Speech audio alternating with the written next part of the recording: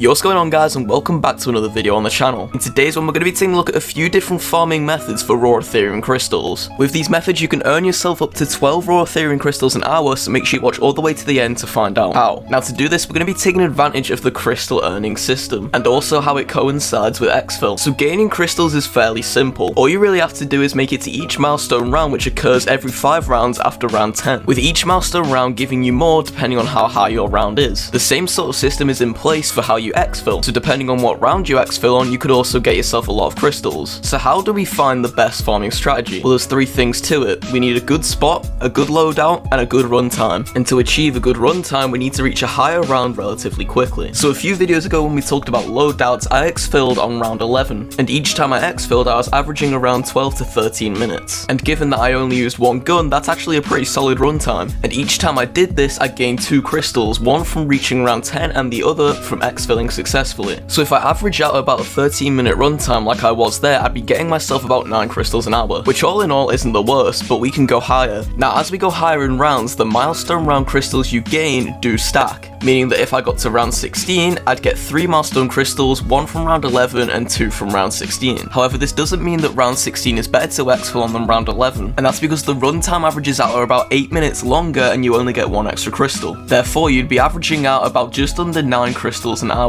So let's jump up again to round 21. So here, we're still only getting 1 crystal for exfilling, but we get 1 extra for the milestone. So to exfil at round 21, you're looking at an extra 6 minutes runtime and only 1 extra crystal compared to round 16. So while this gives you a slightly higher crystals per hour rate at averaging about 8.8, in the runtime it takes to get to round 21, you could have got 2 round 11 exfils done and started the next, making it a lot more worth your time to exfil on round 11. So let's jump up again to round 26. So at this point we would have gained 4 crystals from milestones, and if we exfil successfully we'll get an extra 2. And with 7 minutes extra runtime added on, we average out about 34 minutes, making it our most efficient round to exfil on yet, coming in at about 10.5 crystals per hour. But you guessed it, we can go higher. Let's take it up a notch to round 31. Here we gain 6 crystals from milestones and 2 from exfilling. It comes in an average runtime of 43 minutes, giving us an average of 11 crystals per hour. But why is round 31 the most efficient round compared to something like round 50? Well, you need to look at how doable round 50 actually is. We need to take in consideration to how difficult round 50 is compared to round 30. And while the more advanced zombies player might find it relatively easy to get to round 50,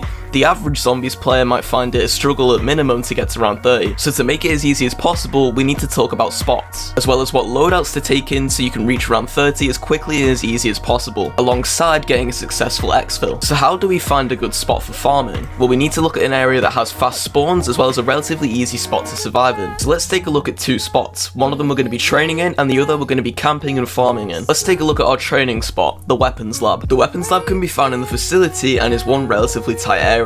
However, the spawns are super quick, making the rounds also go very quickly. In terms of loadouts, you'll need a Pack-a-Punch Gallo and the Ether Shroud specialist ability. The training method's relatively simple, and for escape methods you can either use Ether Shroud or jump through the center to drop down. More importantly, there's an ammo box you can locate nearby to refill your ammo, and the armor panel is right around the corner. To get to the radio, you literally just need to use the fast travel up and then go outside of NACT, and your radio is right there. And the Gallo ensures for a safe exfil. Now we're going to talk about the camping spot. This is on the 3rd floor of NACT underneath the little canopy area. For this you want to use the Ring of Fire specialist ability, and you want the dye machine and another strong weapon like the ray gun. For this you put down your Ring of Fire specialist ability to kill the zombies that spawn, then with the dye machine use the suction ability while standing in the Ring of Fire to deal extra damage, using the shockwave shot to wipe out zombies if needs be. And then of course the radio is just outside NACT, so it's an easy exfil. The only problem with this would be the extra few minutes of runtime while you're trying to get the ray gun out of the box, or the extra few minutes you take out of your game to get the free ray gun. In terms of XP, to keep it short and sweet, you will average out about 100,000 XP per hour,